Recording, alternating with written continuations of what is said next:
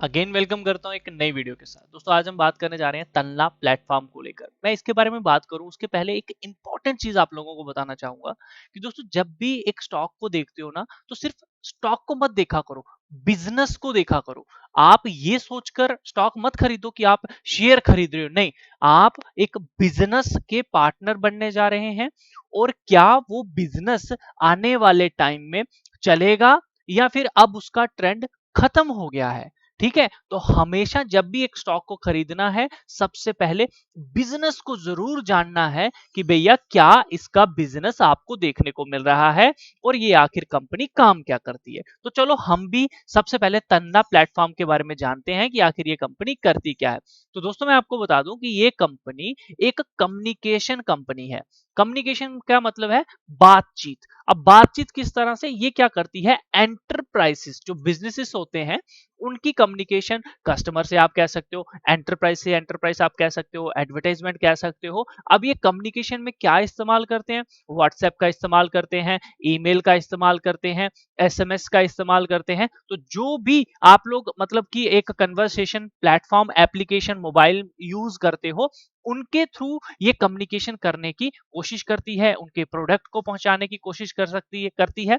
तो ध्यान रखो ये एक कम्युनिकेशन बेस्ड कंपनी है जो इसका मेन बिजनेस है, इस बात का ध्यान रखिएगा। ठीक है, प्लेटफॉर्म नाम से ही पता चल रहा है इसके। ठीक है, तो आप कह सकते हो ये जो आपको नॉर्मल इनबॉक्स मैसेजेस आते हैं बड़ी सारी कंपनियों के, तो ये कंपनी बल्क में एसएमएस जो है प्रोवाइड करवाती है। तो बड़े सारे इसके बिजनेस हैं जो मैंने आपको बता दी कि कम्युनिकेशन से रिलेटेड थ्रू आपने इतने नाम भी नहीं सुने होंगे जिनके थ्रू ये काम जो है वो कर रहे हैं। तो ये मोटा मोटा इनका बिजनेस ये है।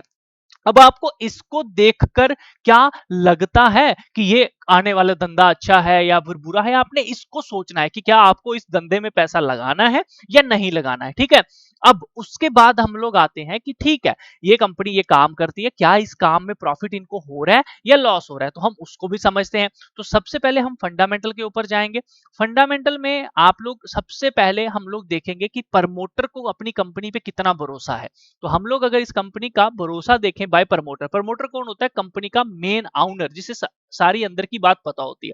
तो हम लोग ये मान के चलते हैं कि प्रमोटर की होल्डिंग अगर 50% से ज्यादा हो ना तो वो हमारे लिए काफी अच्छी बात होती है, इस बात का ध्यान रखिएगा। तो यहां पर अगर इसकी होल्डिंग को हम लोग देखने की कोशिश करें तो हमें यह देखने को मिल रहा है कि इसकी होल्डिंग 50% से ज्यादा कम है, यानी कि प्रमोटर इसको मैनेज नहीं कर पाएगा, बाकी लोग भी इसको मैनेज कर सकते हैं। ठीक है, तो ये फुल आउनर नहीं है। लेकिन ठीक है, अगर प्रमोटर इसमें 44% की आउन कर रहा है तो क्या बाकी पैसा बड़े प्लेयर्स के द्वारा मैनेज किया जा रहा है या नहीं किया जा रहा, अब उसका कैसे पता लगाएंगे। उसके लिए हम लोग चलेंगे एफ के डेटा में। तो आप लोग देख सकते हैं कि एफ बड़ी मात्रा में से होल्ड कर रहे हैं और उन्होंने इसके अंदर बाइंग भी की है। तो यानी कि जो 43 प्लस अगर हम 15 लगाएं तो भैया 50% से ज्यादा पैसा आप लोग कह सकते हो बड़े प्लेयर्स के पास हमें देखने को मिल रहा है। अब इसी के साथ आप देखो डीआईस भी थोड़ा सा आउन कर रहे हैं, उन्होंने भी खरीदा है। तो यानी कि ये लोग भी इसमें इंटरेस्ट जो है वो दिखा रहे हैं, इस बात का ध्यान रखिए। तो हम कह सकते हैं कि भैया इसमें मेन पैसा बड़े प्लेयर्स का लगा हुआ है, आउनर का लगा है और भी जो बड़े बड़े इन्वेस्टर हैं उनका पैसा लगा है। तो बाकी माल पब्लिक के पास है 39%, पब्लिक भी अच्छा खासा आउन कर रही है, म्यूचुअल फंड भी है इसमें। ठीक है, वो भी इंटरेस्ट दिखा रहे हैं। तो मतलब एज पर डेटा अगर मैं प्रमोटर देखूं दैट इज ओके, मुझे कोई दिक्कत की बात नहीं दिख रही data as per shareholding. बात करते हैं कंपनी के रेवेन्यू।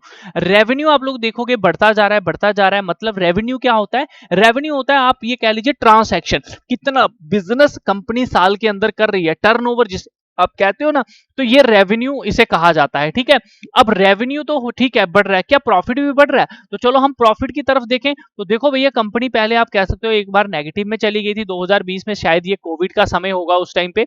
उसके बाद देखो प्रॉफिट बढ़ा, लेकिन अब जाके 2023 में इन्होंने ये प्रॉफिट थोड़ा सा कम हुआ है। अब क्या इनका रेवेन्यू बढ़ा, क्या इन्होंने कोई लोन चुकाया, किस वजह से ये प्रॉफिट कम हुआ, इसके ऊपर भी थोड़ा सा ध्यान रखना है। क्योंकि ऐसा नहीं होना चाहिए रेवेन्यू बढ़ता जाए प्रॉफिट कम होता जाए, रेवेन्यू बढ़ता जाए प्रॉफिट कम हो जाए, तो ऐसा भी जो है वो नहीं होना चाहिए, इस बात का भी थोड़ा सा ध्यान रखना होता है। अब हम बात करते हैं रिटर्न ऑन इक्विटी की, तो ये भी अच्छी है, अर्निंग पर शेयर ये भी अच्छी है। तो एक बात मेरी हमेशा ध्यान रखना, मैं आप सबको बता दूं कि जब भी हम फंडामेंटल एनालिसिस करते हैं तो एटलीस्ट कंपनी की जो अर्निंग पर शेयर होता है ये प्लस में होना चाहिए, चाहे 1 रुपया ही क्यों ना हो, लेकिन ये प्लस में होना चाहिए। ये बात ध्यान रखिए, अगर आप फंडामेंटल एनालिसिस कर रहे हैं तो ये बड़ी अच्छी बात होती है। ठीक है, नीचे आ जाते हैं डेब्ट टू इक्विटी रेशो। डेब्ट टू इक्विटी रेशो आप देख सकते हो जीरो है, यानी कि इस कंपनी के ऊपर कर्जा ना के बराबर है ही नहीं कर्जा इसके ऊपर। सिंपल सी बात मैं आपको बता दूं। और ध्यान रखो, जब भी हम एनालिसिस करते हैं फंडामेंटल, डेब्ट टू इक्विटी रेशियो जो है वो भी कितनी होनी चाहिए, वो भी 1 के नीचे ही होनी चाहिए। 1 के नीचे हो हमें उसी को अच्छा मानते हैं, 0 हो तो बहुत अच्छा हम मानते हैं। ठीक है, तो एज पर अभी तक हमने जितनी सारी चीजें देखी हमें तो भैया अच्छी दिखी। अब हम चलेंगे सीधा सीधा बैलेंस शीट के ऊपर। दोस्तों बैलेंस शीट के ऊपर मैं जाऊं, आपको बता दूं कि हम लोग स्टैंड अलोन बेसिस नहीं देखते, हम कंसोलिडेशन के बेसिस पे देखते हैं। तो कंसोलिडेशन बेसिस हमने क्लिक किया तो उसके बाद हम लोग आ जाएंगे इसकी इक्विटी शेयर कैपिटल। आप लोग देख सकते हो इक्विटी शेयर कैपिटल पहले 11 थी, फिर 14.60 हुई, 13.60 हुई, 13.57 हुई, 13.44 हुई। ध्यान रखो ये इक्विटी शेयर कैपिटल बढ़नी नहीं चाहिए, हमेशा कम हो तो अच्छी बात है, बढ़नी नहीं चाहिए। बढ़ने का मतलब ये है कि ये अपने हिस्सेदारी जो है वो बेचते जा रहे हैं, अपनी मतलब प्रॉपर्टी को जो है डाइल्यूट करते जा रहे हैं, तो ये चीज नेगेटिव होती है। चलो अब ये चीज देखने को तो हमें मिल रही है, लेकिन हम ज्यादा भी नहीं कह सकते क्योंकि पहले ज्यादा थी 14.60, अब तो उससे कम कर दी है। तो यानी कि कंपनी अपना पैसा जो है वो वापस, अपना बिजनेस जो है वो वापस ले रही है। ठीक है, इन्होंने जो बांटा था वो वहां से वापस ले रही है। अब देखते हैं कंपनी के पास पैसा कितना है। तो देखो इन फ्यूचर कोई भी अनसर्टेनिटी अगर हो जाती है तो देखो उसके लिए इनके पास पैसा है और ये कंपनी इसको बढ़ाती जा रही है, तो ये हमारे लिए बहुत अच्छा पॉइंट है। अब बात करते हैं कंपनी के ऊपर कर्जा, ना के बराबर कोई कर्जा नहीं है, जीरो जीरो कर्जा दिख रहा है। शॉर्ट टर्म बोरिंग देखो, कोई इन्होंने लोन कर्जा इनके ऊपर है ही नहीं अभी तक। ठीक है, अब हम बात करते हैं यहां पर ट्रेड पेएबल। देखो ये इनके पास पैसा है जो आप कह सकते हो इन्होंने खा लिया है, इन्होंने अब इसकी सर्विस देनी है। ठीक है, तो इतने पैसे की भैया ये सर्विस यहाँ पे देने वाले हैं, ये ट्रेड जो है इन्होंने पैसा अभी चुकाना है, ये बात ध्यान रखो। अदर करंट लाइबिलिटी ये है, तो एज कंपेयर टू अगर रिजर्व एंड सरप्लस देखो 1400 प्लस का रिजर्व एंड सरप्लस है, तो ये देखोगे तो भैया 800 भी नहीं है। तो अभी तक कंपनी का हमें कैश रिच कंपनी हमें दिख रही है। अब बात करते हैं टांजिबल एसेट अच्छे हैं, इंटांजिबल एसेट भी इनके पास हैं। अब हम चलते हैं नीचे, करंट इन्वेस्टमेंट कुछ भी नहीं है, इन्वेंट्री कुछ भी नहीं है, तो इसके साथ कोई लेना देना नहीं है।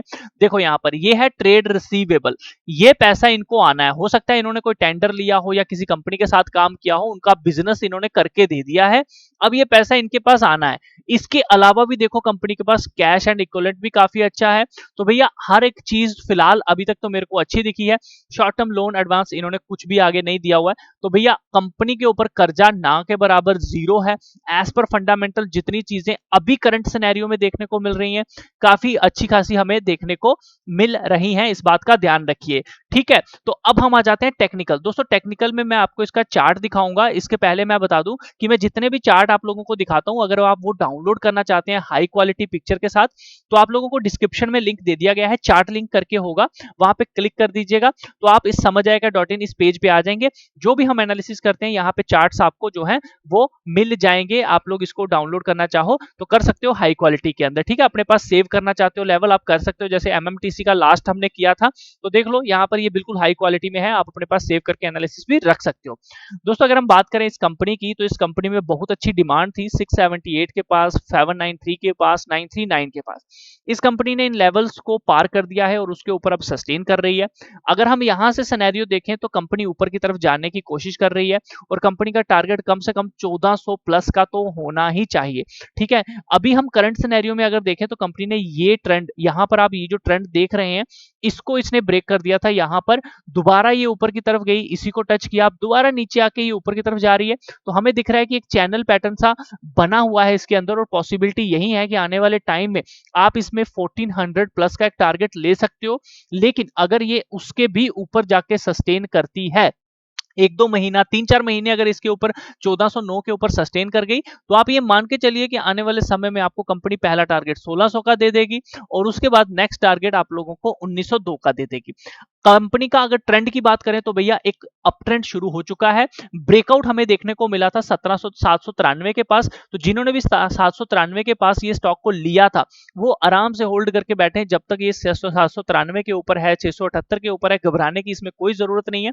अभी अगर कोई इसमें इन्वेस्टमेंट करना चाहता है तो अगर ये 939 के पास मिले तो आप लोग जरूर इसे ले सकते हो। जिस सिनेरियो पे ये है अभी भी एक मुझे लगता है कि एक फेयर प्राइस है। इसमें कोई बड़ा मैं नहीं कहूंगा कि भैया बहुत ज्यादा हैवी आप कह लीजिए कॉस्टली हो चुका है, नहीं, ऐसा कुछ भी नहीं है। अभी कंपनी देखो यहाँ पर हायर हाई बनाने की पूरी कोशिश कर रही है और मुझे लगता है कि 1409 के टारगेट के लिए ऊपर की तरफ जा रही है। बाकी लेकिन अगर आप फिर भी नीचे की तरफ एवरेज करना चाहते हैं 939, 793, 678 के पास एवरेज करिए। बट अगर ये स्टॉक 678 के नीचे जाता है तो एटलीस्ट हमें उस जगह पे थोड़ी सी घबराने की जरूरत पड़ेगी क्योंकि दोबारा से एक डाउन ट्रेंड जो है वो शुरू हो जाएगा। देखिए बाकी कंपनी क्या होती है, ऊपर नीचे होती रहती है, आहिस्ता आहिस्ता चलती जाएगी। तो ये जो ब्रेकआउट आया है ये बड़े टाइम फ्रेम पे आया हुआ है। तो आप इसके लिए अगर एंट्री करना भी चाहते हो तो आप बीवी ब्लास्ट आप यहाँ पे देख सकते हो कि बिल्कुल 20 SMA के पास ये स्टॉक आया हुआ है। तो दोस्तों यही एक सिनेरियो होता है वीकली बेसिस पे एंट्री लेने का। तो जो भी स्टॉक में एंट्री लेना चाहता है I believe that that is a good entry point. यहाँ पे हमें दिख रहा है आराम से कि ये भी एक अच्छा पॉइंट है। वीकली बेसिस पे आप देख सकते हो। आप कुछ नहीं करो, आप वनडे के बेसिस पे भी इसके अंदर अगर देखोगे तो आपको दिख रहा है कि बीवी जो है वो ब्लास्ट होने की पूरी कोशिश कर रहा है, यहाँ पे सिक्यूज हो चुका है। तो जो एक सेफ एंट्री करना चाहता है विद छोटे से स्टॉप लॉस के साथ तो आप 1122 का वेट कर लीजिए। उस केस में आप लोग अपना बिल्कुल छोटा सा स्टॉप लॉस 1018 का लगा सकते हैं और ऊपर की तरफ टारगेट 1409 के ले सकते हैं। बाकी जिस लेवल पे है अभी ये कंसोलिडेशन लेवल पे है, जिनके पास है वो होल्ड कर सकते हैं, इसमें कोई भी दिक्कत वाली बात तो अभी दिख नहीं रही है। तो अच्छा लेवल 939 का है, वहां मिल जाए तो आप एवरेज और भी कर सकते हो, 793 के पास भी एवरेज कर सकते हो लॉन्ग टर्म के लिए। अच्छा सिनेरियो तो हमें देखने को मिल ही रहा है। ध्यान रखिए कोई भी स्टॉक डिमांड एंड सप्लाई के पास जाकर ही रुकता है। तो जैसा कि आप देख सकते हो बिल्कुल ये डिमांड के पास ही 939 से ही इसने रेड कैंडल बनाई और उसकी तरफ उसके बाद ऊपर की तरफ चल रहा है। तो पॉसिबिलिटी ये भी हो सकती है कि ये स्टॉक आपको 793 के पास भी मिल जाए। तो अभी करंट सिनेरियो में हाँ 50% हम इसमें जरूर इन्वेस्ट कर सकते हैं क्योंकि ऊपर से गिरा हुआ स्टॉक है और अब ऊपर की तरफ जा रहा है एक हायर हाई पैटर्न बनाते हुए। तो हम इसके अंदर 678 का एक मैक्सिमम स्टॉप लॉस लगा सकते हैं। इसके नीचे अगर वीकली रेड कैंडल 2 क्लोज करता है तो वन टाइम एग्जिट बनेगा, लेकिन अगर दोबारा रिवर्स होकर ऊपर आ गया दोबारा इसमें एंट्री ली जा सकती है। Current scenario 939 is a good point, अगर वहां पे मिल जाए तो बहुत अच्छी बात है। अदरवाइज यहाँ जो लेना चाहता है हम कह सकते हैं कि 50% इन्वेस्टमेंट इसमें कर सकता है। बाकी 793, 678, 939 के पास मिले तो वहां पे भी हमें और खरीदना इस स्टॉक को चाहिए। अभी हो सकता है कुछ टाइम के लिए यहाँ पे कंसोलिडेशन चले, बट आने वाले समय में इस टारगेट के करीब ये जाने की पूरी कोशिश करेगा और वहां तक जाने की इसकी कोशिश भी है। जिस लेवल पे अभी खड़ा है बुलिश ट्रेंड है, कोई दिक्कत वाली बात तो मुझे नहीं दिख रही है। बाकी ट्रेड लेने से पहले एक बार अपने फाइनेंशियल एडवाइजर से जरूर पूछिए क्योंकि रिस्क आप सबका है। आने वाले समय में कुछ भी हो सकता है, क्रैशिश हो सकते हैं, कुछ भी हो सकता है मार्केट में, तो इस बात का थोड़ा सा ध्यान रखिए और सतर्क रहकर ही ट्रेड कीजिएगा। बाकी दोस्तों मिलता हूं आपके साथ नेक्स्ट वीडियो में, तब तक के लिए अपना ख्याल रखिए। वीडियो कैसा लगा मुझे कमेंट करके जरूर बताइएगा। इस तरह की और वीडियोस पाने के लिए आप चैनल को सब्सक्राइब जरूर कर सकते हैं।